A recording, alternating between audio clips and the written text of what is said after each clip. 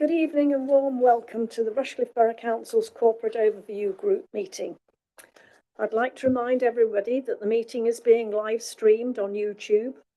A recording of the meeting will be available afterwards on the Council's YouTube channel.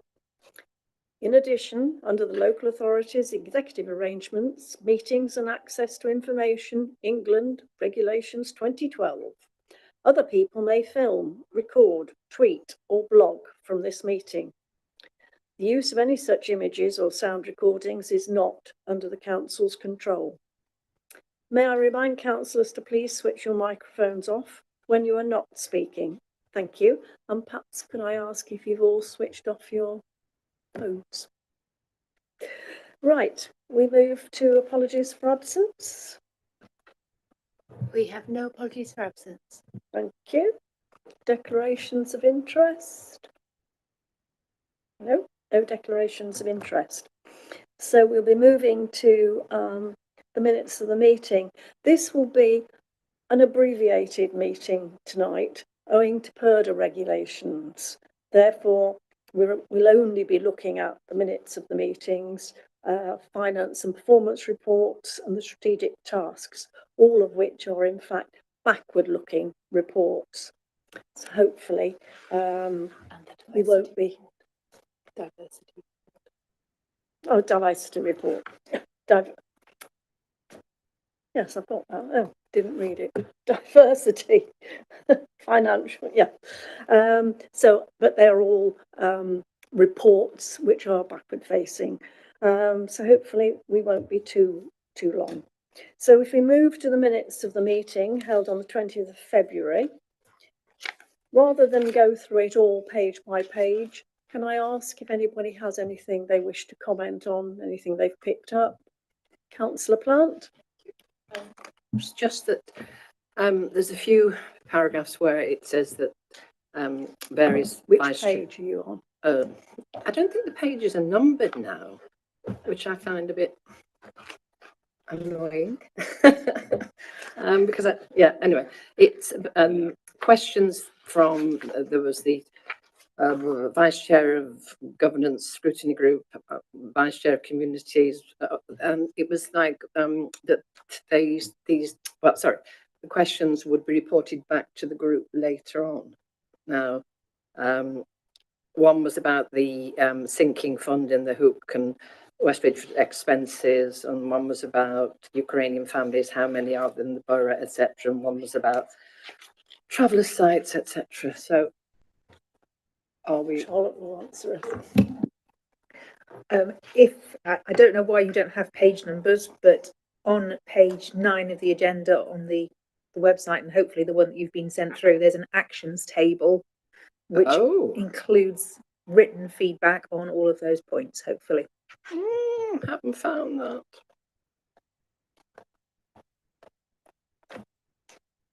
It's at the end of the minutes, if that helps, after the work programme tables. Sorry, thank you.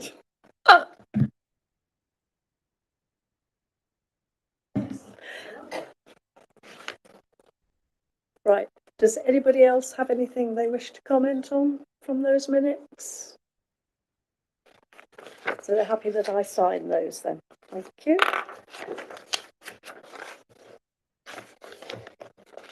Where do you want me to sign? Yeah.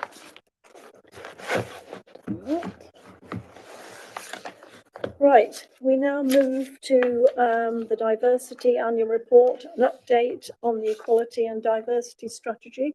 And I think Catherine is presenting that. I am, thank you. I've just got a couple of slides to run through. Sorry, bear with me one sec. So the slides just pick out some of the key points from the reports that you've all seen. So this is it's an annual report that we bring, and the Diversity Annual Report combined with the Equality, Diversity and Inclusion Scheme updates. The Diversity Annual Report is all the data that is included. So I appreciate there's quite a lot of that in the appendices. And then the Equality, Diversity and Inclusion Scheme update is the update on the action plan and the activities that we as officers have carried out over the last year, and some proposals of what we're looking at for the coming year. So in terms of the data, I've put some headlines on the slide from the numerous appendices that were included with the report. I think one thing to note is that the data about our residents remains the same as it did last year when we bought this report, because it's based on the census data from 2021, so that will remain the same. Obviously, what has changed slightly is information about our employees and our councillors. So you can see that there. I've just picked out some headlines, as I've mentioned, across a few of those categories, just where we've got kind of majorities and things.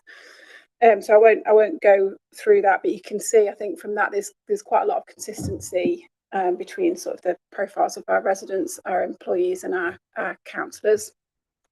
In terms of gender pay gap reporting, there's a legislation that requires we report on that for all organisations with employees, more than 250 employees.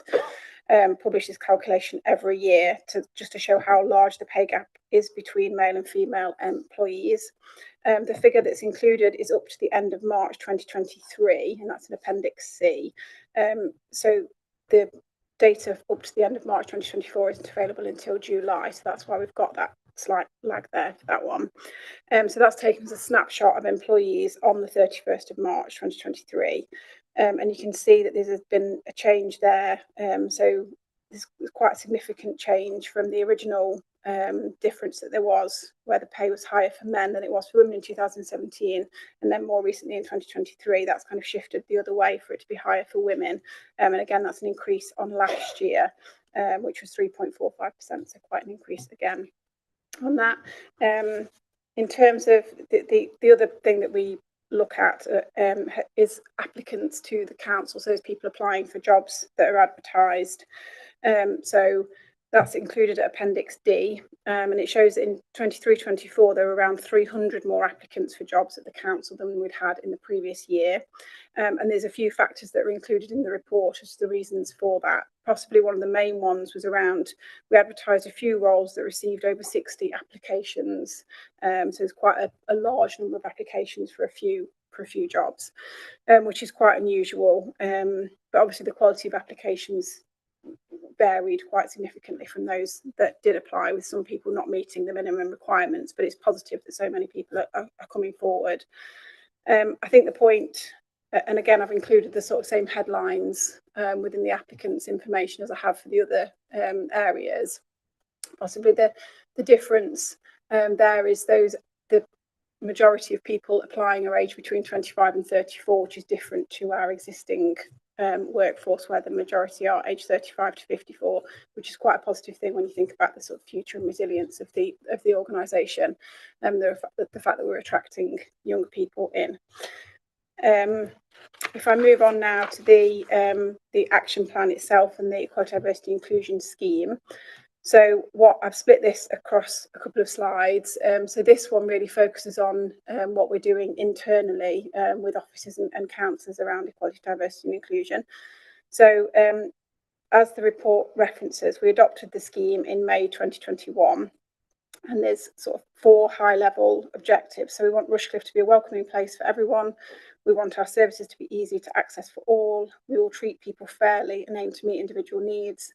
And we aim to make Rushcliffe a place where everyone can achieve their potential. And I think we've got a Equality, Diversity and Inclusion steering group that meets quarterly and involves officers from across the council. So different service areas feed into this action plan and activity that takes place. So we don't have a dedicated Equality, Diversity and Inclusion officer. So a lot of what's included in the action plan is kind of thinking about the work that we already do and how we can enhance that or develop that in different ways to meet the differing needs of all of our residents. So so a few things that we've done over the last year or so. So we have to do equality impact assessments on any new strategies or policies that we are or projects that we are thinking about. So that then assesses the impact on different groups of a new policy or strategy to make sure that we are considering that when we're making any decisions and making any changes.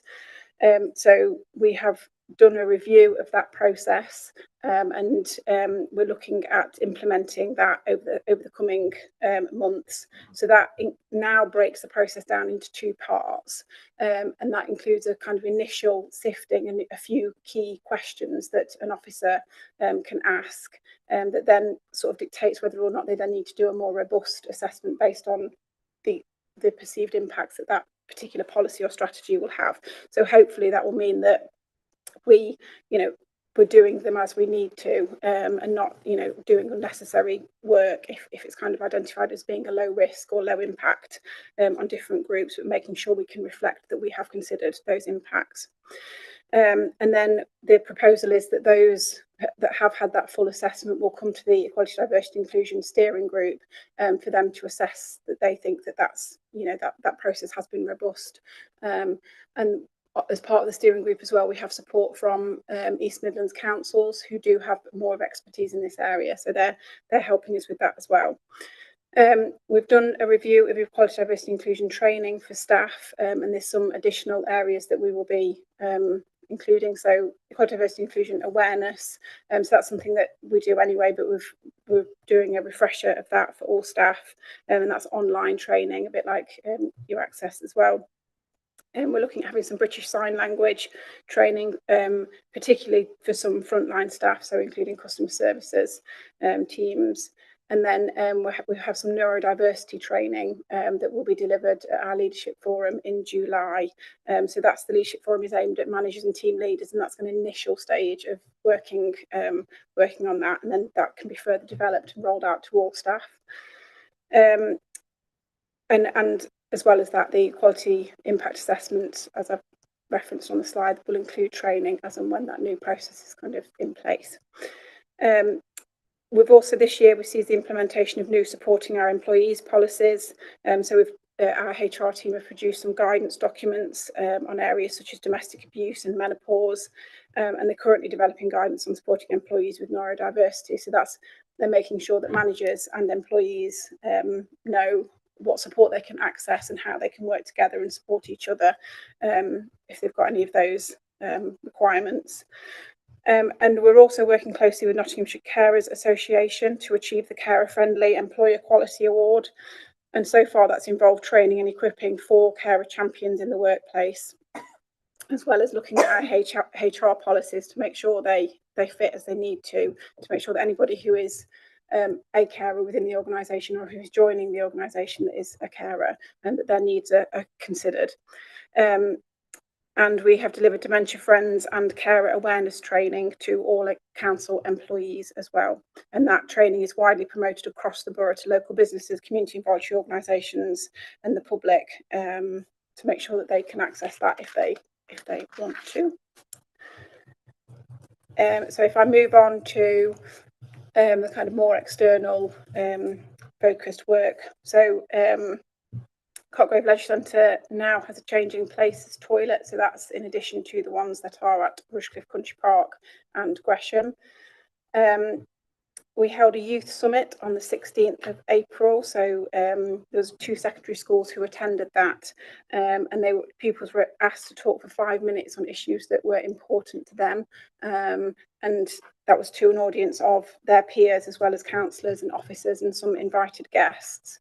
And it was an opportunity for us to hear what issues young people thought were important to them, and it's then this will inform the development of the youth forum and their future work programme. And as I'm sure you're all aware, that's something that we are, and particularly Charlotte is engaged with going forward. So how can we work with that forum in developing some of those areas of work and areas of focus?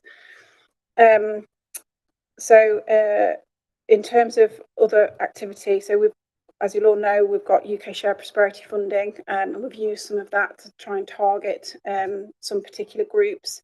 So you will hopefully have seen some of the publicity we've done around a Moon Festival celebration event in Bingham, which was to support the Hong Kongers who've moved into the area, particularly on new development to the north of the town. As well as that, we had a Lunar New Year event in February in West Bridgford, and both events proved to be really popular. The Lunar New Year event attracted around 2,000 people, and there's an intention to do that again in 2025. We've got the Green Doctor support, which has been delivered by Groundwork, which is to support residents. So the Green Doctor will go into your home and help you look at your energy bills and where you can become more energy efficient. So that is available to anybody in the borough completely free of charge, but we are trying to target residents who are more in need of that support, because it also includes some signposting to other services for support, so kind of around employment support or financial support that they might need. The Transform Your Future programme is being delivered by Nottinghamshire Futures, and it's an employment and skills programme to support people who are furthest from the labour market, so those who currently aren't in employment or training, to help them access support that they need. We've got funding of up to £1,000 for residents to access training to upskill or reskill to help them get into work or get into new different employment. And we've got a programme of training being delivered across the borough, and that's on various things, but one of them is English for speakers of other languages. And we are working together to become a dementia-friendly community. So the council is working with partner stakeholders and community and voluntary organisations to improve the support available to people living with dementia and their carers. So we've awarded funding to a number of projects to support people living with memory loss and their carers. And we've done some dementia-friendly walkthroughs at leisure centres across the borough, designed to support a safe and welcoming environment for people affected by dementia. And the council regularly promotes and shares dementia and care information and resource through our network channels to partners, stakeholders and residents. And another one from the UK Shared Prosperity Fund, hopefully you'll have seen the communications around the communities and wellbeing funding that's available. So it's up to £5,000 that community groups and organisations can apply for to deliver projects. So similar to the Reach Rushcliffe programme that we had previously, where groups can do activities around making sure people aren't isolated, or for elderly people, or different things.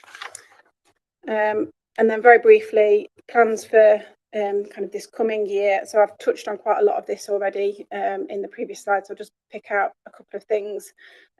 So I've already mentioned the carer-friendly accreditation. So all new starters at Rushcliffe will be asked if they're a carer, so they can be supported if they are. We're looking at adopting a new place strategy. So we've employed some consultants to review our place strategy. And if there are, one of the things around that will be making sure play equipment is inclusive and accessible for different groups, and also thinking about women and girls and safe space for play across the borough. Coming out of that, we've used some of our UK Shared Prosperity funding to contribute towards improvements at Bridgeford Park play area. So the intention is to kind of follow on from the play strategy and deliver some of that enhancement at Bridgeford Park play area. That was it from me. Thank you, Catherine. It sounds as though there were some really good initiatives in there and some very interesting training. I don't suppose we know how many people in the borough have sight problems or hearing problems. The only reason I ask that is because obviously we can't influence this, but I notice when you see anything from the news in Scotland, they always have somebody who signs. And I think, why on earth aren't we doing it? And I just wondered how many people in the borough would appreciate signing in that way. And maybe we at Rushcliffe could lobby Notts TV and suggest that they have somebody who signs. But I just think, we ought to be more aware of how many of these people there are. I'm not saying they want singling out, but we need to be catering for them. Yeah. Sorry, I was just going to say that the only data that we've got is the people who kind of say that they've got a condition that limits their day-to-day activity, which some of those people might fall into that category. But I don't have the data at that sort of level, but I can check if that is available. Yeah, it would be interesting. Does anybody have any comments? Councillor Plant? Yes, thank you. Thank you, Catherine. There is a lot of interesting things happening there, without a doubt. I have attended a fair number of them myself, particularly obviously the Bridgeford ones. And the thing is, I mean, Rushcliffe now is becoming a much more diverse borough. I think is it over 11% now are obviously from different ethnic groups. So I suppose the issue very much is to ensure that those groups are in some way certain communicated with, and also have the ability to sort of influence some of the things that would obviously help, make Rushcliffe a better place for them. And I think, to be fair, one of the peer group comments in the action plan was that Rushcliffe is very good at communicating with their residents, but it's not sort of an interactive communication. You know, the opportunity for residents to actually give their views and say, but we like this and that. And it's all within the constraints of budgets. We know that.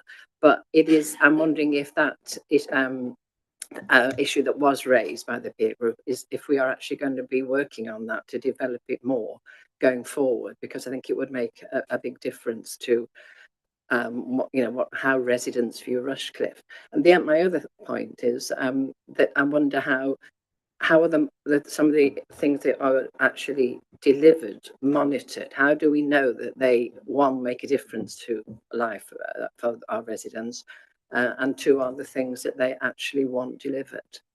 Thank you. Sorry, I was just noting down questions. So in terms of engagement with different groups, one of the things that we have tried to do is establish a kind of Rushcliffe community cohesion network.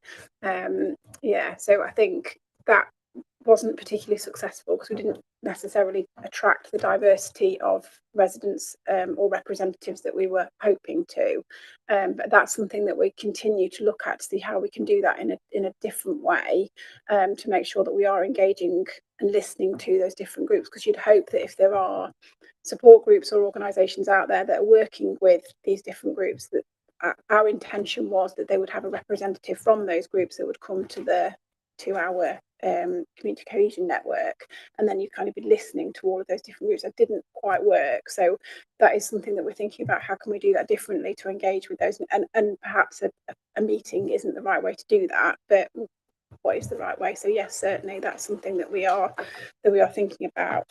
And I think in terms of measuring if we're making a difference, I suppose there's things like the resident survey where we ask questions around the work that more broadly that the council does.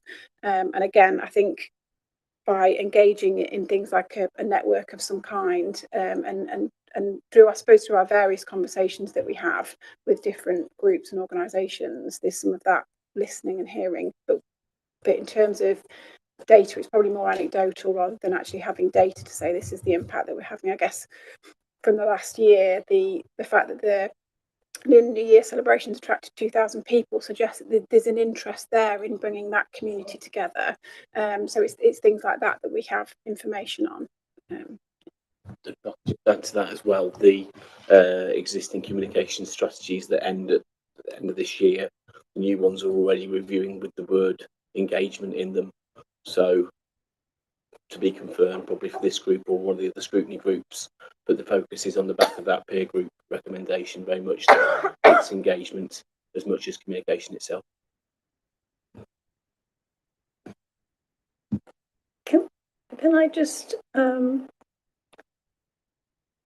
say that there will be people, foreign nationals who live in the borough, who maybe are not so conversant with English, but are we making an assumption that these people will know that they can translate a page on their computer, or should we be saying to them on a report, maybe one of Ed's reports, you are able to translate in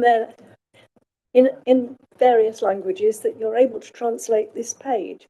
And when we consult we need to make sure that we are saying to those people that you can respond to us in your language, because we can then translate. There's various ways to, including the website Yeah. relaunch last year, of ways in which you can do that. It's maybe a little lengthy for this form to go through right now, but we can return to it another time, or I can go into it in more depth if anybody's got a specific question on it. I do realise it means you have to be IT literate, but I think we're gradually getting there. Councillor Polenta. Just to pick up on a couple of issues on the presentation, and thank you for always a lot of detailed analysis of data based on different aspects of the Quality Act and intersectional, as well. So the very interesting statistical data. I'd like to ask on the Youth Summit, which I had the pleasure to attend, and it was one of the most interesting meetings I have attended during this year. Because for the first time, the young people, they weren't treated as adults of tomorrow or future investment, but they were treated to citizens with equal rights, with unique perspectives, disposition, beliefs, and they practiced this community of democracy and collaborative decision making. I thought it was very interesting to observe. And I would like to know how that is followed through in terms of the Rushcliffe Youth Forum, and how that can be expanded in all sinews of our council's life. For example, when we decide there is a lot of work being done now with youth spaces, multi-sport facilities, and I wonder how these sort of forums where the young people with their unique experience and perspective of being that and the tacit knowledge of being the end users, they can participate in a more collective way, understand there are consultancies in the planning and everybody can feedback, but I wonder if we can use, how to say, the structure, the form of the Youth Summit. And I would like to ask as well, being inspired by the Youth Summit and believing that the cities belong to all of us in all range of ages, if we can expand this summit and try to experiment with primary school children and try to form how to say, yes, a primary between 5 and 11 years. My understanding was this summit was above 11, it was a secondary school summit. If we can expand it as well for the 5 to 11 and have children of all different identities as well, to comment on the issues that primarily involvement, like we talk about inclusive playgrounds or designing new green space and stuff, to see what is their perspective of that, because they're the one ultimately will be using it. So yeah, thanks. Thank you, Councillor Polenta. Thank you. So I agree the Youth Summit was a really interesting event, and it was Charlotte who organised all of that. And so the intention is that the Youth Forum will take forward those issues, those particular, because they picked the top 5, didn't they? So those particular issues that were highlighted as being the ones that they thought were the most important for young people. And the intention is that the Youth Forum will work on those. But we, I think as a council, want to support them and work alongside them on that. So if there are issues that we can support with and get involved with, but equally, as I just mentioned about the Community Cohesion Network, the Youth Forum would be a great place for us to go and take policies, ideas, things around play strategy too, so that you can get that input from young people as well. I think the play strategy, as I mentioned, the development is that we are setting up focus groups of young people to talk to them about play space in Rushcliffe. So that's, through schools, through Girl Guides, through youth services, various other networks to bring young people together to talk to them about play in Rushcliffe. So that's happening at the moment, being led by Derek Hayden. And then in terms of a sort of youth summit for younger age groups, I mean, that's something that we can consider.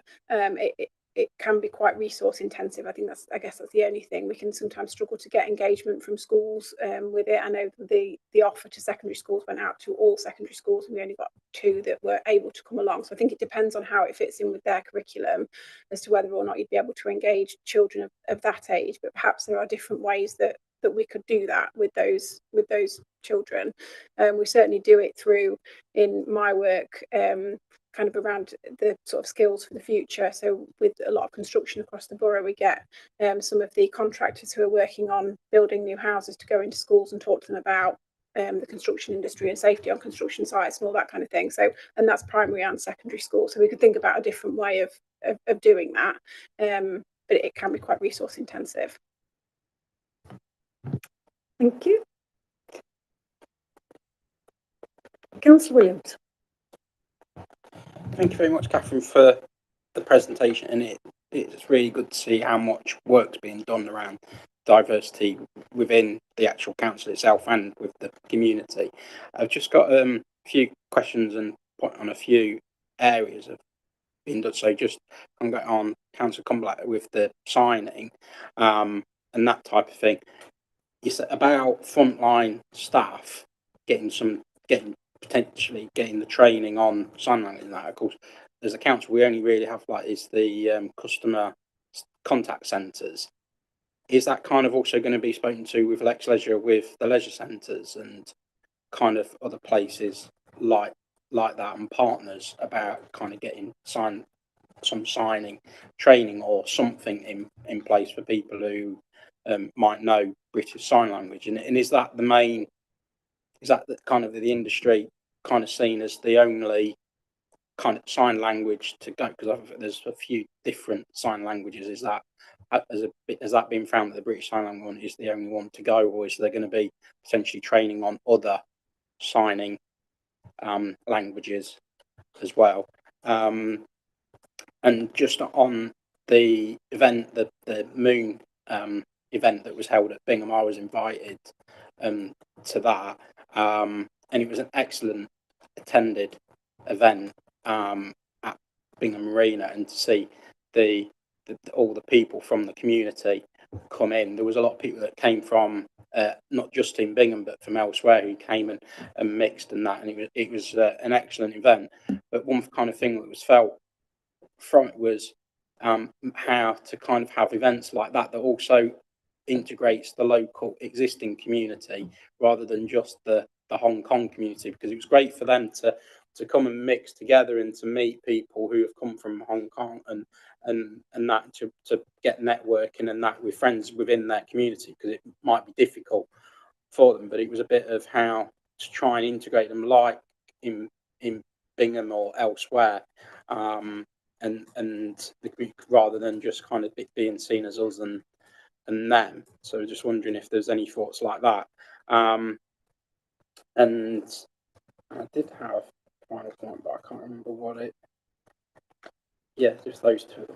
I'll try and remember my third.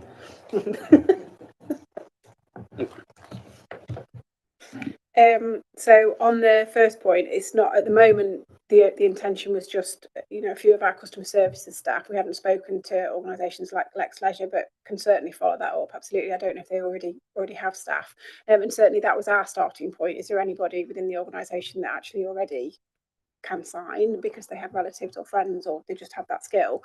So there isn't. So that's why we're putting on some training. But absolutely, we can ask the question of Lex and other partners. We've kind of, I think, gone with British Sign Language as a sort of standard. We weren't intending, I don't think, to offer other sorts of training. Again, because I think the training can take some time and you need to keep refreshing yourself on it. So hopefully that will be sufficient. But again, that's something that we can look at a little bit more, just to make sure that we are choosing the right course, the one that will meet most residents' needs. And then in terms of events to integrate more with the existing community, again, as I mentioned, we are intending to do another event, again, using some UK Shared Prosperity Fund early in 2025. So that's something that we can consider as a part of that. But also perhaps we can talk to in your instance, particularly Bingham Town Council, about the existing events programme and how we can get the message out about the stuff that Bingham Community Events does and things. So I know East Midlands councils are doing quite a lot with different groups on activities for home commerce. So perhaps there are examples from other areas that we can pick up on. So I can certainly talk to them about how are other areas doing it and what might we be able to introduce here. Thank you. I've just remembered my third question, and it's completely just going on talking with integrate or speaking to the young community around the play strategy and play areas, and saying about Bridgeford Park getting some new equipment to make it more inclusive, which I think is excellent in that, because it isn't needed more that kind of often an able body and a disabled body can go and enjoy, certainly, but also people who also with touch and feel as well on the play areas. And that is that kind of anything that's done around that. I know it's for our own policy on our play areas. Can that also be integrated into the planning policy on new play areas, on new developments, to kind of try and influence developers to kind of go, well, we've done this kind of research with our younger community, and this is what we found, and then kind of put that into the planning policy to get developers to build and develop play areas to the same kind of standard as what we're doing as a borough council. So I think part of the intention of the play strategy was to inform a kind of responses to planning applications that come in and future developments, to try and bring to improve standards around the play provision that's delivered. So when Derek and his team respond to planning applications that come in, it can kind of be this, well, this is what we expect, this is our kind of standards, and that's all documented in this strategy. So we do have a play strategy at the moment, but I think it's dated back to 2012. So this was an opportunity to refresh that and like I say, then make sure that we are this is what we're expecting from new developments across the borough, and it's then there to help parish councils and other organisations that might be wanting to improve a play area. It's kind of showing you the ideal of what you should be looking to achieve really with that. Thank you, Councillor Devine. I think. It's more sort of a couple of observations. I think the report was great, and it's good to see we're doing so much. I'm always slightly wary of gender pay gap reporting, because actually the report does show that we've switched from men getting paid better, and now we've got women being paid better on the headline. And that's entirely down to the fact that we've bought Streetwise in-house, and the majority of the employees there are male, and the majority are fairly low, not low paid, but they are on the lower pay scale within the borough. To me, the most important thing, and I hope we still monitor this, and I'm sure Rushcliffe are very good at it, is that the same people get paid the same amount for the same job. And I always think that gender pay gap reporting can hide that. And then the second comment I was going to make was within our own employees on ethnicity, there's been a massive jump of people preferring not to say, or unknown. Obviously that's their prerogative, but when you've got 1 in 10 of your workforce saying they don't want to say something, is there a reason for that, or is it something we should explore further? It may be completely nothing, but is it because they either think does it matter, or actually they really don't want to say because they feel intimidated by it? I don't know.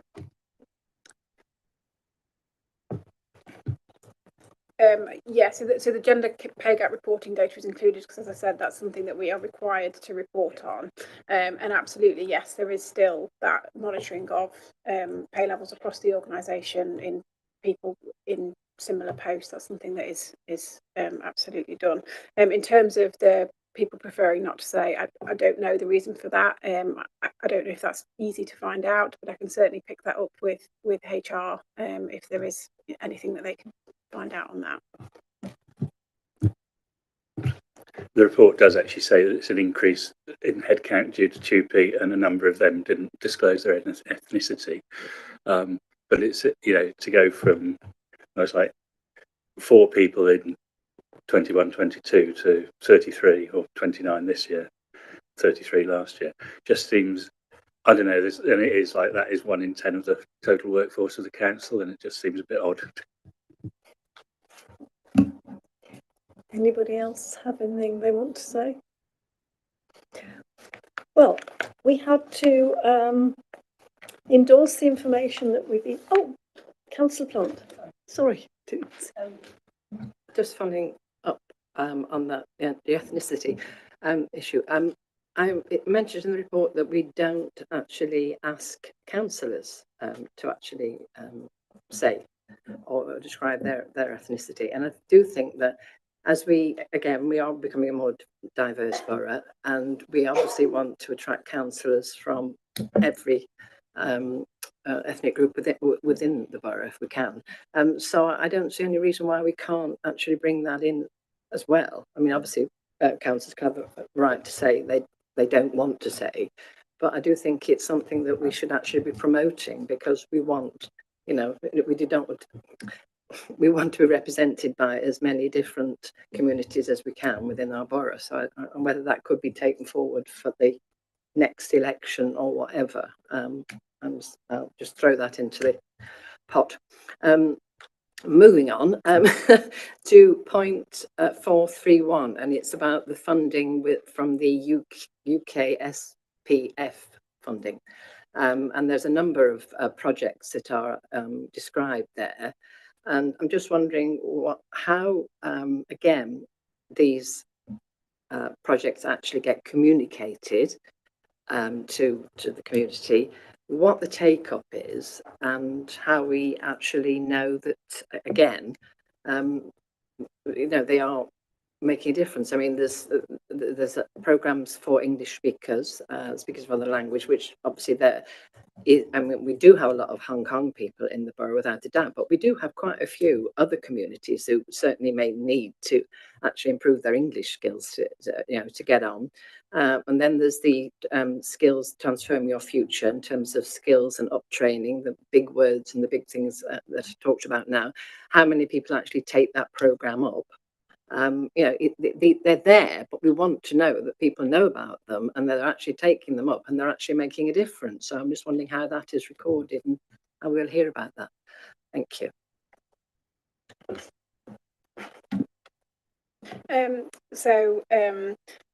We are absolutely recording data against all of those. So because it's UK shared prosperity funding, we have to report all of that to government. So there are numerous outputs and outcomes that we have to report on.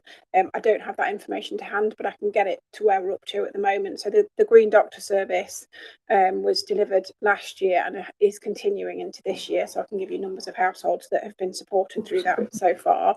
And there is, we've included targets for groundwork to meet of how many people that we expect them to be working with.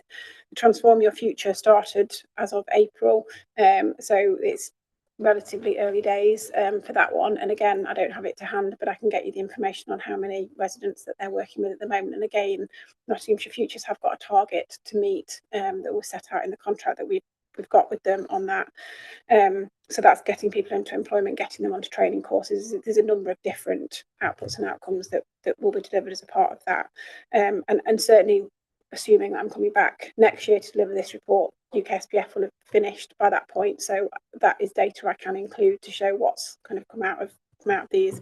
So similar for the other two, I know certainly for the English for speakers of other languages, it was a course that was being delivered through Inspire Libraries, and they told us that they were oversubscribed every time. They couldn't meet the demand that they had from residents of Rushcliffe. So we're effectively just paying for some more courses, and they are all full every time we've done them. We've only had a couple so far, but there's more planned over the rest of the year. So that they are proving to be very popular. Councillor Polenta. Going to be a very quick question. It's on, you monitor the data, I notice, on sexual orientation, on gender self-declaration of the council's employee. I wonder if any courses have taken place, or any awareness, or if we have any monitoring where we stand on what progress has been made on LGBT safe spaces within the operation of the council, but as well within like businesses, the neighborhood and stuff. And if we have done or we intend to do some LGBT awareness, trans awareness courses to get ourselves conversant as well. In order to have these cities, of course, we have to. Thanks. We haven't done any training courses or awareness raising around that, but that's certainly something that we can look at.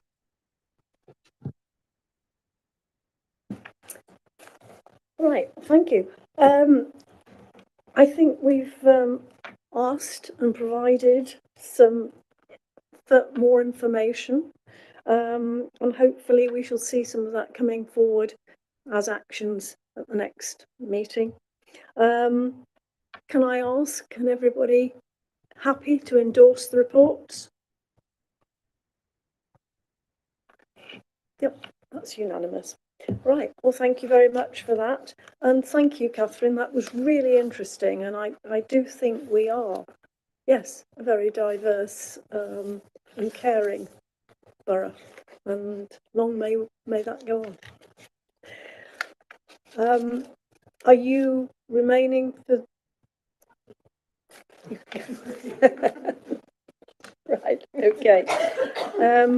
We now move to item 5, which is the financial performance and management reports. Now, this is Ed and Katie. Over to you, whoever's going to. Good evening, everybody. So I'm going to present the financial section of the report. So the report is for the year-end financial outturn for 2023-24. And just so you're also aware, we have produced the financial accounts, and they were published online on the 31st of May in accordance with the statutory deadlines. So you can peruse those at your leisure. So just to summarise, the revenue budget has got an overall underspend of 1.663 million, and the capital is underspent by 5.710 million. Of the revenue efficiency position, we're mainly allocating that for significant risks for 24-25 onwards, and also for service demand. In Appendix E, you can see the full list of all the carry forwards and reserve allocations that make up that underspend. In terms of the capital underspend, that's largely being carried forward for the completion of existing projects.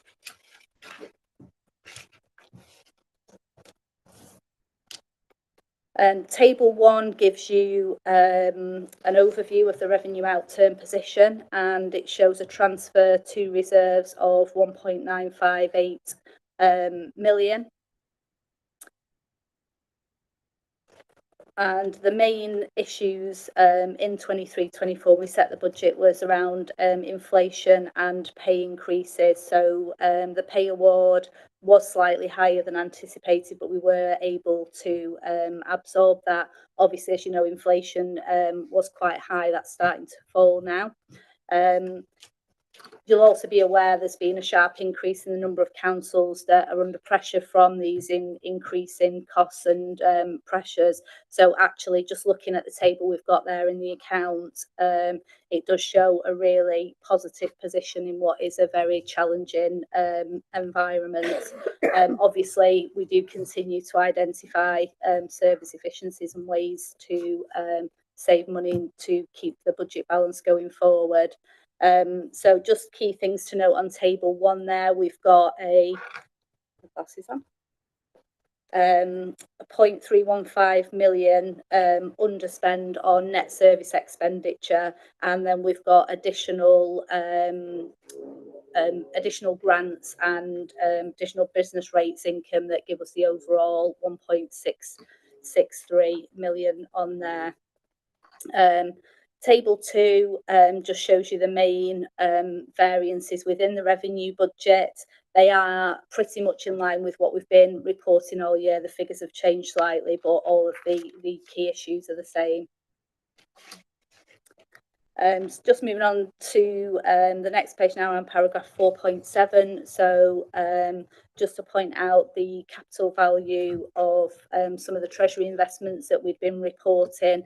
We have had an in-year increase in value now of 0.272 million. So it is still a loss over the time of the investments, but it is expected to improve. So that's really positive. And as we've previously reported, we have been prudent in creating a reserve to cover this should we be required to. But at the minute, it's not a requirement that we have to recognise that. In terms of business rates and council tax, as always, we ensured the business rates release was applied. You'll be aware, obviously, that we've had some flooding, so there was some flood grants administered as well. A review of council tax single person discounts was undertaken, which generated some additional council tax revenue in year. Catherine's just talked about UK Share Prosperity Fund, and we've also got the Rural England Prosperity Fund. So if you want to read about that, there's some information on there about delivery of those schemes. Another key thing we've been talking about in year is bringing Streetwise back in-house. Obviously, there's been some challenges in terms of that in the early days, and specifically with the having to pay for the lease of vehicles and stuff, which are now being replaced as part of our acquisition of vehicles and our replacement programme. And we're still looking to deliver the transformational savings long term. Rushcliffe Oaks Crematorium, obviously, again, we've been discussing that. So we've talked about the income being down from what we projected at the beginning of the year. However, it's really encouraging that the crematorium has outturned with a net surplus overall. And you know, that there's been some really good feedback on the crematorium as well. So they're now working hard to develop that even more. Going to talk about carbon reduction. We've still got the commitment to achieve carbon neutral by 2030. So some of the money from the underspends is going to go into reserve for carbon offsetting. So specifically land acquisition potential of 0.425 million to top up that reserve. So in terms of reserves in general, the reserves have increased. Obviously, as I just said, we've moved money into reserves this year from the underspend. So we've now got 20.947 million. And in addition, we've got the general fund of 2.6 million. Across the period of the MTFF, reserves are anticipated to reduce down to 12 million. In terms of the capital programme, so we've got the underspend of 5.710 million, the majority of which 4.168 million is recommended to be carried forward. You can see in Appendix F a full list of all of the savings, the carry forwards in there as well. In terms of the main underspends, again, these are as reported for the year. Main to crematorium and Bingham, which are obviously two big projects that we've delivered. Both of these now are sort of at final account stage, so they're just wait to be at the final figures, but at this time both indicating that we will have savings on those. There's underspend on support for registered housing providers. This is requested to be carried forward, and also on retrofit grants, which is a new initiative that's funded through Midlands Net Zero Hub. So a contract's now in place and work will be able to commence in 24-25 to spend those funds. In Appendix D, you can see the position for the special expenses budget. So there's a small overspend of 8k on there. And just the overall message really of the financial report is, you know, we've not had to draw on reserves, we've not had to borrow. That's thanks to prudent budgeting, but obviously we're aware that there's lots of risk going forward, and these continue to be monitored. That's the end of the finance section. I don't know if you want to have questions on the finance bit now, or for Ed to carry on? Move Well, the other I way? think probably it'd be an idea, yes, if there are any questions on the finance section, if we deal with those at this point. Anybody has any questions? Councillor Plant? Just on Rushcliffe Oaks, just want to, I'm pleased that it has shown a small profit at the end of what, 15 months, is it around? It's been open for? How long? Yeah. And I have to say, I have actually been there twice in the past 6 months, and I think it's been really tastefully, superbly designed. I think it's a really impressive facility, and I suppose it's like anything that until within your family or friends you actually need it, you don't think about it that much. But I think as people are using and it gets more widely known, it will definitely hit its targets without doubt. But I think it's a really impressive facility. Just a couple of questions, and I'm sorry, it's a hugely complicated report with a lot of information in it, and I have lost the plot as to where I found this piece of question. But can I read it out? So it's 0.54, but on where? Of course, there's no pages. So anyway, it says, I don't want this sort of explaining to me. Increase in rent charges by a supported housing provider. Not all of this increase can be claimed through housing benefit subsidy. So a pressure of £0.23 million has obviously been caused by this, but that is dependent on a rent review by the Valuation Office Agency. And I haven't written it all down, and £2.3 million will be put aside to cover an expected 24-25 shortfall. Sorry, Okay, so what this is sort of still in progress at the minute, so we don't know the exact numbers. But basically, the supported housing provider that we've got in the borough, they have increased their rent charges, which is something that they can do. So the subsidy then is determined through the Valuation Office, that through their review. So we're just waiting at the minute to see what level of subsidy that we can claim back, and the rest has to be borne by the council. A housing association can decide, oh, this year we want to put our rents up, without any consultation with the borough that provides the benefit. Is that it? I believe that's the case. Sorry. Then it depends on this Valuation Office Agency, which is presumably a government agency, that says yes or no, you can only have this much money. And if you can only have that much money, then the borough has to provide the rest. That's my understanding of the situation, yeah.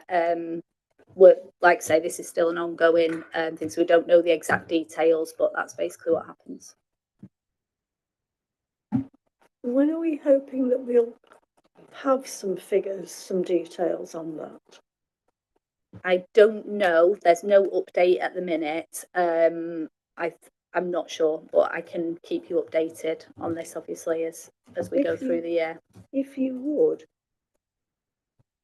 And I'm also concerned with what Councillor Plant has said, that the housing associations can put up those rates without any consultation. Can we examine that further? I can certainly get you some more information. I don't know how much consultation we had, but yeah, obviously it's a pressure that has arisen. So yeah, I can get you some more information. Yes.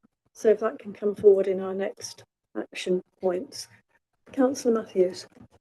Thank you. Just to follow on from Councillor Plant's point, actually, very well made. Just to aid my understanding of this, those tenants with those housing providers that are on housing benefit, is their rent or is their housing benefit dependent on the rent? So is it as the rent rises, does the housing benefit, is it a percentage of the rent that they get on the housing benefit, or is it all covered by the housing benefit? Just can you aid my understanding of how that works? Obviously, if the rents go up and our commitment is to provide all of it through housing benefit, then that's going to impact on our budget. Yeah, my understanding is that we don't provide all of it through the subsidy. We don't get all of that back, and that's basically where the issue arises. So the rent goes up, but we're still yet awaiting to understand how much the subsidy goes up. You'll have to forgive me; it's not my area of expertise. I would need to speak to the benefits manager and team about that. But that's a particular issue that obviously we're going to experience increased costs. So effectively, the borough is paying the rent for everyone that's on housing benefit. Whenever the rent rises, the bill to the borough rises as well then? Yes and no. We're not sure yet as to what that differential is, and that's the pressure that's there, but we can't fully quantify it at the moment.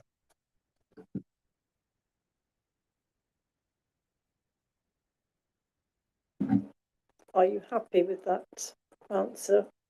Yes. You are. Councillor Edavine. So this is same topic really. So how I understand it is what you're saying is that the actual person renting is not out of pocket, as it were. It's the council that's out of pocket. In other words, if they're on a housing benefit, whatever, if they're on housing benefit, their rent goes up. It's not covered by their existing housing benefit, and we're paying the difference, not them. Is that right? Can I just jump in? Yeah, go on. Sorry, as Katie said, this isn't her area of expertise, and I appreciate all the questions, and we will get you some answers, but I'm afraid I think that's it for this evening, because we don't have the information to hand, and I don't want Katie to fall into the trap of misleading unintentionally. Sorry.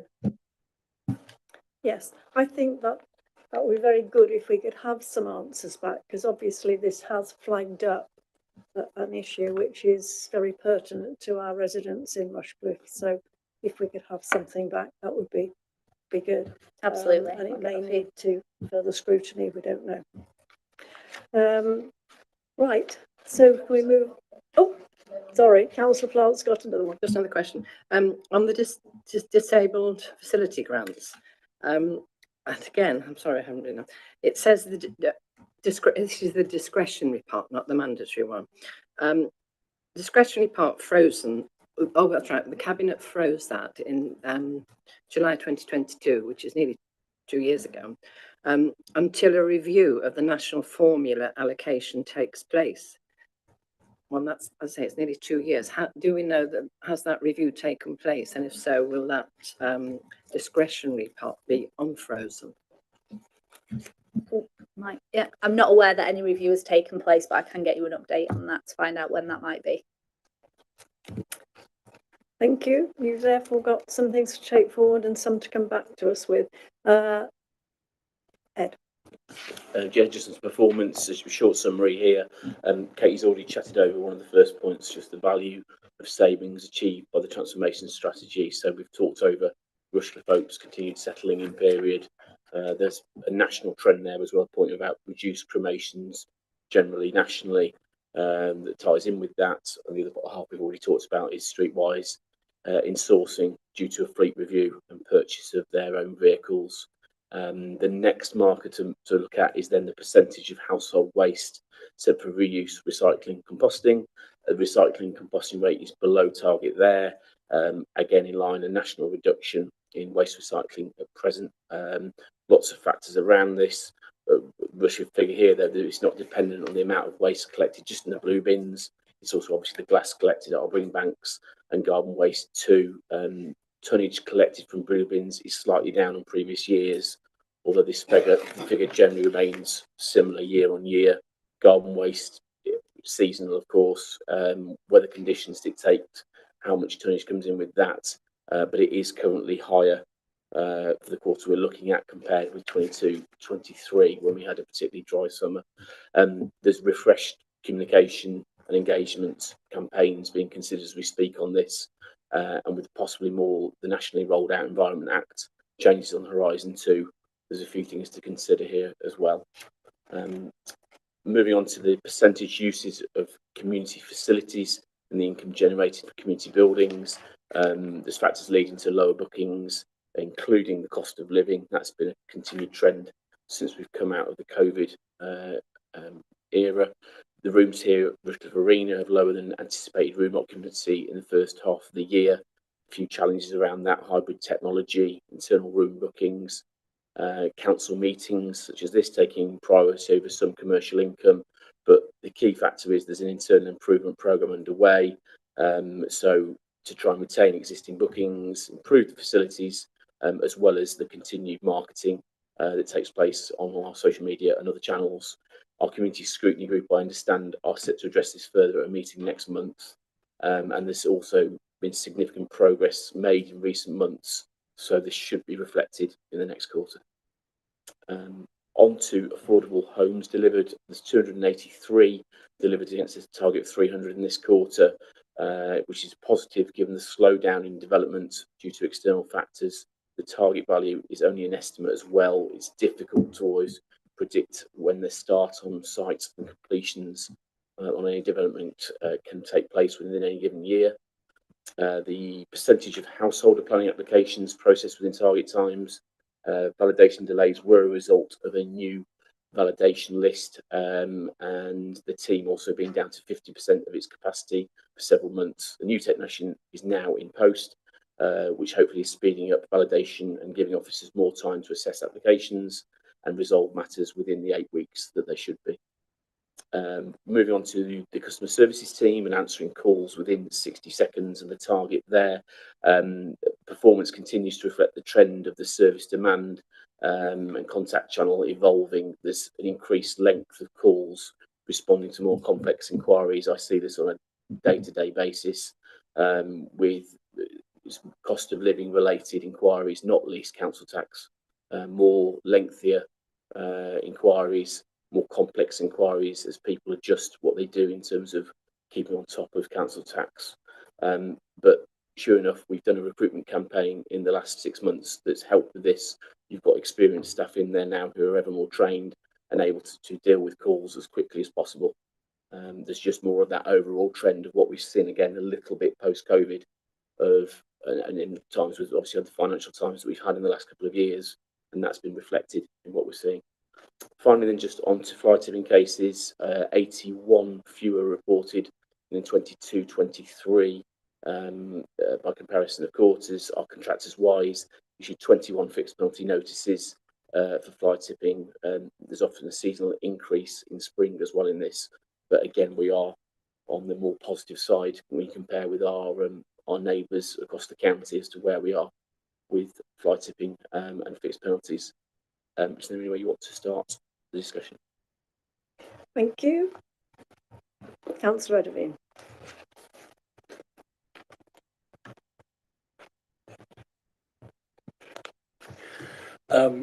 So on blue bins, do you think there's any impact the fact that we're getting less in blue bins? I think a lot of companies have been encouraged to reduce their packaging overall. So is it actually a factor of people getting better at giving us less packaging as consumers? Because that could be quite a significant factor. And then the other question I had was on our own lettings. I think in the report it does, you mentioned bookings here being down, but I think it does highlight in particular that Gampston's been underused compared with what it was before. And obviously we had a couple of years where it was out of commission because it was a vaccination centre, and we then spent some money on refurbishing it when it was handed back to us. But actually, obviously, a lot of the customers that were using it before have gone elsewhere, and so again, it's perhaps not surprising, but obviously we need to do as much as we can to continue promoting it. Just to take up the recycling point, yeah, it's a real bigger picture here, a national picture. It's almost looking at the more you read around consumers need simpler ways to understand the importance of reducing waste. So I think there's a factor there definitely that hopefully there is less waste to actually need to recycle, absolutely. But there's also, with what the Environment Act may produce in due course, there needs to potentially be a lot more of that simpler need, the way in which communication and people understand things in much more concise and quicker ways. So there'll be lots of work around that to do it, and that's part of possibly where we're going to. But this is a national trend. We know it's not a something so specific to Rushcliffe, but there's still lots we can do. And I think we've already mentioned this evening about the engagement side of things. This is one of the key areas that I'm sure that we'll focus on. The lettings thing as well. I think I'll chat as well to my community development team on it further.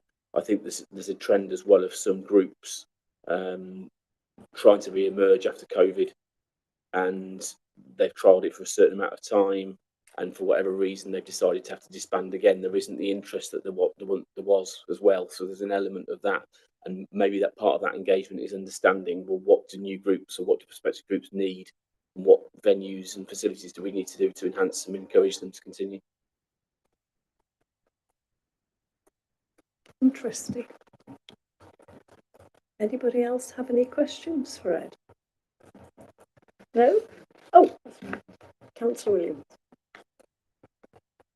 Just following up from Councillor Everett with the recycling and that percentage, is the one underneath just the overall waste? So that's also the grey bins as well, just for my understanding. Because do we have any data on how much has then been collected in the grey bins as well, just to make sure that isn't increasing, and that people are kind of putting it in the blue bins that should go in the blue bins, and that it is a kind of a trend, as you can't say everything described, of packaging's changing, people are looking at reusing and stuff like that.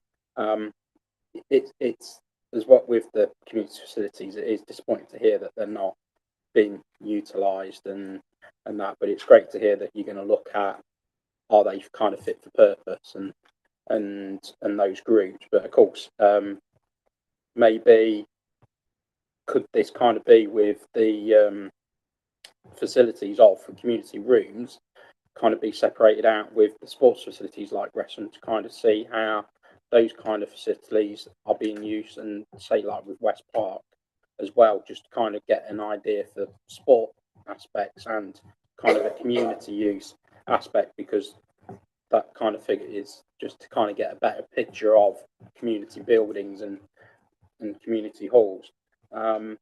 Just on the, let me go and find it. Sorry, I lost my page. It was around the fly tipping, where it's saying about 81 less that's been reported. Is that there's just trying to get a better understanding on that target? Is it that there's, because of it being fewer cases, can that be kind of seen that it's a good thing because we're getting less fly tipping? That really the number of fly tipping cases, of course, target would ultimately zero, that we don't get any fly tipping. But of course, we've got to have some kind of number. But how does that get looked at? That even though there's a target, and it's going that it's down, because I'm just looking at the value for Q4. The value is higher than the target. So, but you're saying that there's 81. I'm just trying to get my head around those two figures of why the value is higher than the target and why it's kind of bad and that. But yeah, thank you. Thanks for that. Yeah, just to confirm that it's the kilos, the waste figure grey have gone down as well. So that's definitely the case. I can come back to you again in terms of analysis of what goes in grey bins, and I think I mentioned in terms of we're looking at the moment around wider communication, education, engagement campaigns that again will look at what goes in each bin again, because this is obviously renewing the focus on it. The facility said we can do that breakdown no problem for the community buildings and what's sport and what's not, if that makes sense. So I'm sure we can have a look at that and try and do that as more of a drill down for future quarters, if that's going to help focus on that. And then on the fly tipping, yeah, there are more instances of fly tipping than the target, which is bad. But then if there are fewer cases, it's probably easiest to explain it in an email to you rather than me trying to babble at this moment in time about it. But There are fewer cases than there were last year. yes, so it's a negative and a positive all in one, if that makes sense. But it might be easy if I outline that. Generally, though, I think it's a case of that historically, since Wise has come on board, has been well documented, I hope, in other groups, that the work is taking place. So they're still acting on our behalf in a very positive way and putting those fixed penalty notices out there to try and reduce fly tipping. So the message is generally a good one, but I'll quantify that later and drop you a note on that, no problem. Councillor Polenta. Oh, sorry. Councillor Williams is. Yeah, that's great that it has the amount of occasions of flight it has come down. I just wanted to make sure that it wasn't necessarily what was being reported or was being proactive kind of situation of finding out of what like that, and that it is that generally through practice and with Wise that it is coming down and that kind of thing year on year and quarterly as well with cases. So thank you. Thank you. It's actually good to hear that it's coming down, despite what we hear about people saying we haven't got a big enough spring site, and that's why we have fly tipping. But despite that, it's coming down. So that's really good news. Councillor Polenta, sorry. Okay, thank you. Hopefully, very quick question. On the community buildings, the community asset values, according to my understanding, some of them are underutilized, so they are working under capacity. I do appreciate you need a rate of return and we need to follow, to be reductionist, but I just wonder if we should consider in the interior. I understand there are a lot of ideas of how to gauge interest and how to utilize them, to operate at full capacity and have rate of return. I wonder, is it any attempt to take inspiration from the pandemic era, where a lot of spaces were using a non-transactional, a non-commercialized way, but they had a lot of use value and they were used as places of regeneration, of solidarity and care, of looking after each other. They were used as solidarity kitchens or network of socialization. I just wonder if you make an attempt to partner with charities or NGO and discuss a potential utilization of a space in that sort of way. I think by the touches on Councillor Eddington's original point, that we need to go back and look at what are the barriers to booking. Is it just financial alone? Are there other reasons? Are there reasons why groups don't meet as regularly? Do they even need the spaces? Are they using something else that is already a free space to use? There's a lot of reasons. So I think we're looking to go back to the drawing board to try and engage and understand groups out there more. What do they want from a space? What is the barrier as to why they're not considering our space at the moment? So there's a piece of work to do there to again engage and look outside in the community for groups that were maybe previously using it in years gone past. What are the reasons why they now don't need it, and what would encourage them to use it again? Yes, unfortunately, with community spaces, I think they have suffered since COVID. We've all found a different way of communicating. I'm not sure it's the best way of communicating, but that's unfortunately why some of these community spaces are suffering. But yeah, more research is needed, and if we can introduce new things that people would engage with. Are you wishing to speak, Councillor? I think it's probably fair to say, though, that there's a lot of effort gone into increasing the use of our community halls, etc., and spaces. So it's not as though we're not doing anything. I think we're almost like we're setting ourselves budgets that are possibly ambitious and not quite meeting them, rather than, because I think we're still, by and large, we do get our facilities are well used. I'm not saying we should be complacent, but yeah, there is and you're absolutely right. There has been a change, but I think as long as we can try and understand it, as Mr. Palmer has said, then I wonder if we should be looking at the community spaces within the smaller parishes, because the village halls, I tend to feel, are pretty well used. Now, why will that be compared with the spaces nearer to West Bridgeford? Why are the small ones being used and the larger ones not? There's in part as well, there's the demographics, of course, of a particular area. If you take the majority of the community buildings, of course, are West Bridgeford based, slightly different demographic, obviously, and it's how close it is to the city and other factors as to why certain events might take place at a bigger venue inside the city boundaries, for example. But yeah, there's a lot to look at here. I mean, because I'm thinking about Radcliffe-on-Trent. There are a lot of community spaces within Radcliffe-on-Trent, and they're all pretty booked up. So it'd be interesting to compare what goes on in those spaces compared with those nearer to Bridgeford. Oh, yes. Yeah. Yeah. Right. Well, we've had a lot to consider there, and I think we've made some very interesting points, and hopefully we're going to get some really interesting action back. Can I ask everybody to look at the recommendations? I'm not going to read them all out, and ask if they are in agreement with them all. If we can say A, yep, B, C, D, E. Thank you. Thank you very much. That was really interesting. Right, we now move on to item 6, the annual update on strategic tasks, which I think is over to you, Charlotte.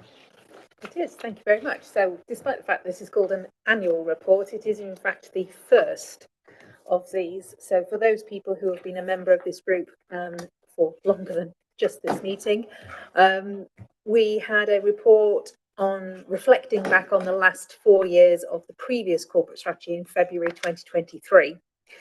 Part of that discussion was a general lack of understanding of what it was we were trying to achieve with some of the strategic tasks. And there was a request for an annual report about progress that had been achieved in the previous 12 months at annual intervals throughout the corporate strategy. So this is a marker in the sand, if you would allow me to use that term. So the appendices show a task appraisal, which outlines what we're hoping to achieve, who it involves, who the lead officer is, what the risks might be and such like, so that you have a good understanding of what each of the strategic tasks is intending to achieve over the life of the new corporate strategy, which was agreed by Council in last December. So I don't anticipate there being a great deal of discussion perhaps at this point in time, but I'm hoping that by putting this marker in the sand and giving you a very early view of what the tasks are hoping to achieve, 12 months down the line, when we bring you an update, which will be a written report, each of these tasks, this is what we've done, we've had a meeting, we've made this change, we've adopted this policy, whatever it might be, you can actually compare that progress back to what we set out to achieve, and you can do that for each of the 4 years of the new corporate strategy. I am happy to explain any points or take any questions about these if you have them, but obviously they are just starting. We're 6 months in, so I think it's a bit too soon to be providing feedback on whether something has been achieved and such like, but I will try my best to answer any questions that you do happen to have this evening. I think it made some very interesting reading. And yes, it'd be interesting to see the progress. And I'm very glad to see that everything says commenced. So we have in fact commenced everything. So has anybody any questions? Councillor Edeby. I might have got this wrong, so shoot me down in flames if I have. Wasn't one of the things that arose from the corporate peer review was the number of strategies that we have in the corporate strategy? There's too many things, or was that too many tasks rather than too many corporate sort of headlines of corporate strategy? I think I thought there was a criticism of the fact that there's 12 items, as it were, rather than thing. And can we address that in the future if that is the case? Given that it's councillors through council that decide on the number of tasks in the corporate strategy, I'd say it's not for the peer review team to decide how many things you want to focus on. Am I right in saying that they thought we were focusing on too many? I couldn't tell you without looking at the report again. Councillor Plant. On task 6, just a question. Yeah, the infrastructure levy potentially replacing SIL and Section 106 and requirement for infrastructure delivery strategies. So, is that going to happen? I mean, so is that a government recommendation? It is part of the new levelling up bill, for which we are awaiting secondary legislation. They're spending a very long time talking about it. So obviously things like a general election pending. I don't think anybody knows what will end up in the secondary legislation because we haven't got there yet. So certainly there are proposals to replace SIL. There's a different framework in place that has been proposed, but we don't have any details of what that might be. And well, even if politically everything stays the same and the levelling up bill still is progressed in the way that it is, and that's obviously an if at the moment, you're still possibly another 2 or 3 years off getting that secondary legislation as far as the rest of the national agenda goes.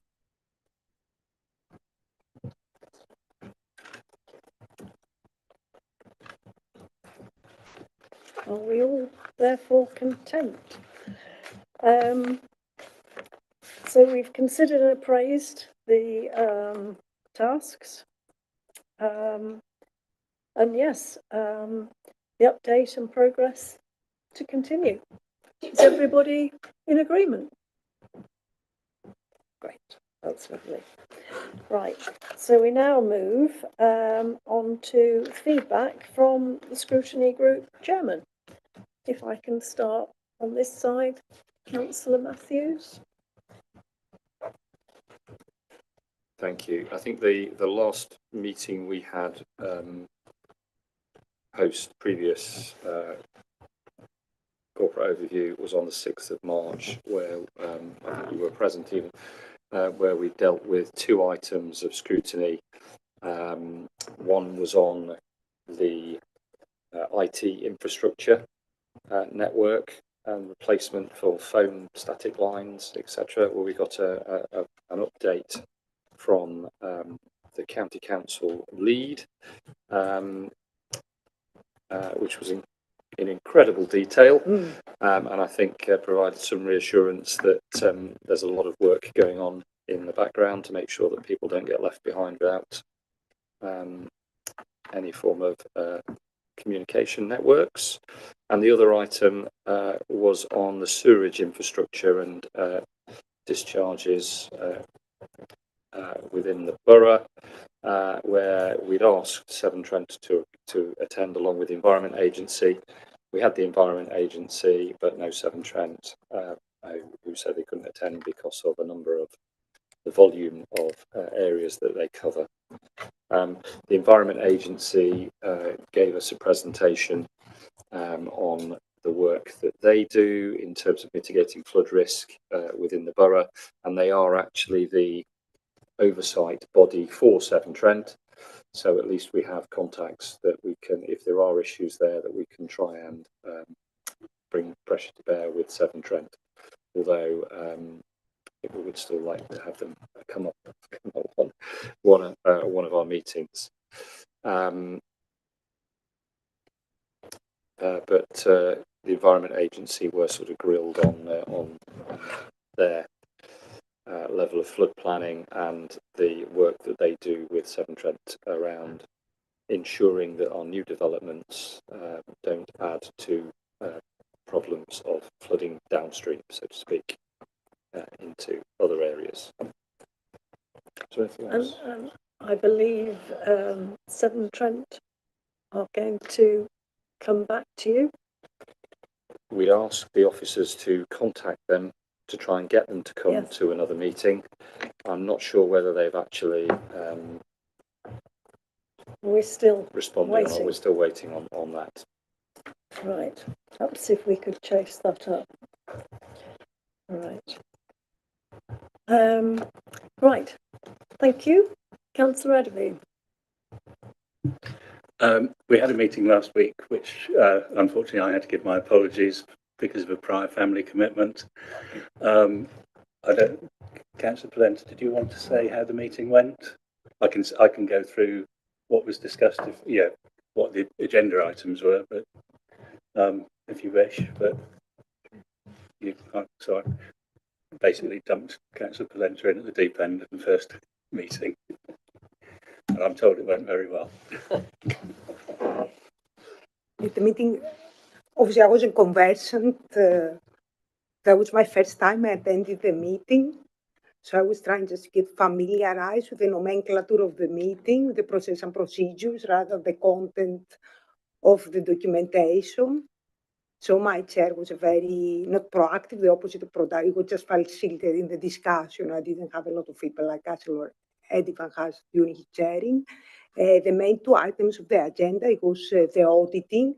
So it was the internal and the external auditing, as well as validating the work program. In terms of the internal auditing, we discussed the it was a quarter four internal auditing progress report that we accept, we consensually accept. I think the pertinent points that we discussed was on decarbonization and especially on fleet management, because fleet is a 25% contribution on carbon emissions, and we're talking about the progress being done in terms of electrification, EV infrastructure, as well greener hydrogenated. I don't remember. It's an acronym. I did struggle with it. It was the hydrogenated vegetable. Hydrogenated vegetable oil, which reduces the emissions. So according to the person that put the report, it judged the substantial progress has been made. There is an external company, Senate, has been a commission for the vehicle replacement program. And of course, we had discussion in terms of the benefit for electrification, as well as some of the people of the floor address some of the shortcomings, which will be overcome, of course, with new technology in terms of the way refuse vehicles weight can be carried and what's happening in other councils. In terms of the external audited, I think there was a bit of discussion about the fees, because there is quite a relative big jumps on the fees charged by the external auditor. And it was quite detailed explained about the fact that we don't have any agency on that. That even if, of course, you cannot choose our external auditors, because that would be the audit, but it was explained that even if we choose hypothetically the auditors, the fees, because of the way the fees are constructed, would be at the same level, as well as there was a discussion on the plan of the external audit, the progress being made. The officers and the council were commended for their cooperation and the data being provided. Therefore, the external audit is well in schedule and will be another a more extensive report on the September's meeting. And I think these are the two. There was financial statement of accounts, where as well some conversation with, I think Peter talked on the governance issue, financial statement of accounts, and the work program for the next 4 meetings. And that's about my recollection of the meeting. I think you will have more detail, probably explanation, deciphering what happened. I think that's a very good summary of it, actually, Councillor Flint. So well done, having not attended the meeting before. I think the only thing I'd add to that is that since the meeting, actually, we've now had confirmation from Peter Linfield that our statement of accounts is ready. So we will hopefully be discussing it in September. And I think again that's it really shows that the reports that we're looking at in governance are very comprehensive and well put together, and that's really one of the reasons why we're normally ahead of other councils in getting our reports authorised and our accounts signed off, etc. Because I think we know that there's a lot of councils who are a long way behind, and you know, so that's good basically. So okay. All very positive. Councillor Williams. The last meeting we had at community scrutiny was on the 21st of March, and as our topics vary from what we have. So the first one was about the carbon management plan update, and around what about the council achieving its net zero target and looking at the 3 different scopes for emissions. And the second then item was a review of Streetwise, and how with Streetwise coming back into the council, just having a feedback on what's happening and how they've found coming back into the council. So that's 2 very interesting kind of topics as ever that we get at community scrutiny. Just one thing I think for myself and Councillor Plenter leading up to the meeting we found a little bit difficult was quite close was a full council. So when we had our meeting for ourselves with our lead officer to discuss the actual agenda for that meeting and what was going to happen and all that, we literally had 2 days before that meeting the information drafts and the documents sent over to us, and it didn't give us enough time with full council to then look at those before our pre-meet to look at it. So we both kind of went into that meeting going, yeah, we've not been able to fully digest all of this report, and that look for myself, I've seen the carbon management from previous years, but certainly for Councillor Platt, it's the first time that she'd seen the information on that subject.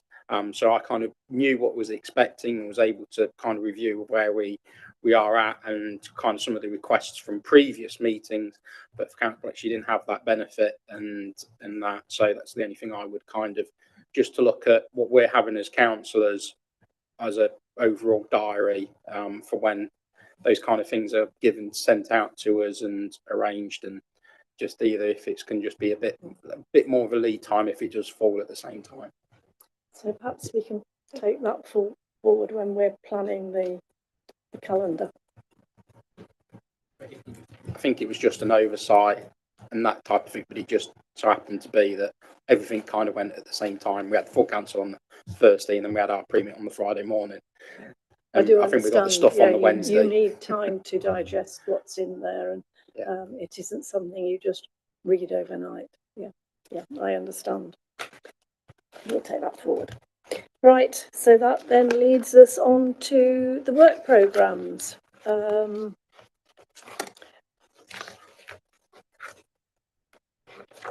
Which our corporate overview is mainly rolling items. September, of course, we've got the update on the management of the open spaces. Now, I'm hoping, I understand that a cabinet report gave recommendations that this come back to us in spring, but we're already planning for a report in September, and I would like to see coming out of that possibly a working group being set up, and that is the direction I shall be taking with regard to that. So that will be interesting in September to see where we go from that. Governance scrutiny group, again, tends to be a bit of a rolling programme. I don't think there are any surprises on there. Growth and development, the 23rd of October meeting has been combined with the communities one for the 17th. And that should make for an interesting briefing. Otherwise, I don't think we have anything else on the work programmes at this point in time, because unfortunately we are now in Purda. But I don't think, Charlotte informs me, I don't think we would have been, it would have made any difference in terms of allocating time for scrutiny. So thank you very much, everybody. I think we've had some very interesting questions coming forward tonight, and I think we've had some very good debate. I hope everybody feels satisfied with that. And yes, I wish you all the best for the next few weeks.